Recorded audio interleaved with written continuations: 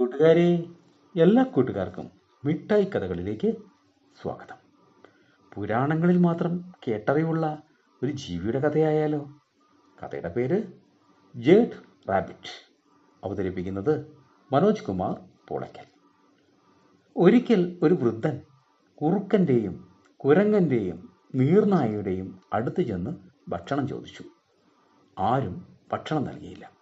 ഒടുവിൽ വൃദ്ധൻ ഒരു മുയലിനെ കണ്ടു. അദ്ദേഹം അവനോട് ഭക്ഷണം ചോദിച്ചു. താൻ തിന്നുന്നത് പുല്ലാണ്, അത് തിന്നാൽ മനുഷ്യൻ്റെ വിശപ്പടങ്ങില്ല.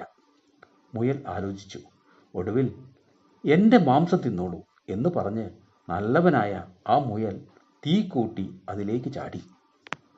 പക്ഷേ മുയലിൻ്റെ ഒരു രോമം പോലും കരിഞ്ഞില്ല. ഈ സമയം വൃദ്ധൻ ബുദ്ധനായി മാറി മുയലിനെ അനുഗ്രഹിച്ചു.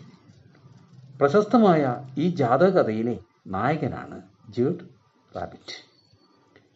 ഭംഗിയുള്ള വെളുത്ത രോമങ്ങളുള്ള സുന്ദരനാണ് ജേഡ് റാബിറ്റ്. ചന്ദ്രനിലാണ് താമസം, അതും ദേവതയായ ചാങ് ഇയുടെ കൊട്ടാരത്തിൽ.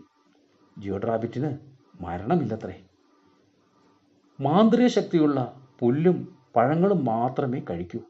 അവ മണത്തറിയാൻ കഴിവുള്ള മൂക്കാണ് ഇതിൻ്റേത്. ജേഡ് റാബിറ്റിന് മറ്റൊരു പേരുണ്ട്, യുട്ടു. നിസ്വാർത്ഥത, ഭക്തി, ത്യാഗം എന്നിവയുടെ പ്രതീകമാണ് ഈ മുയൽ. കൂട്ടുകാർക്ക് കഥ ഇഷ്ടമായോ? എങ്കിൽ പുതിയൊരു കഥയുമായി നമുക്ക് നാളെ കാണാം. എല്ലാവർക്കും നല്ലൊരു ദിനം ആശംസിക്കുന്നു. Story uncle.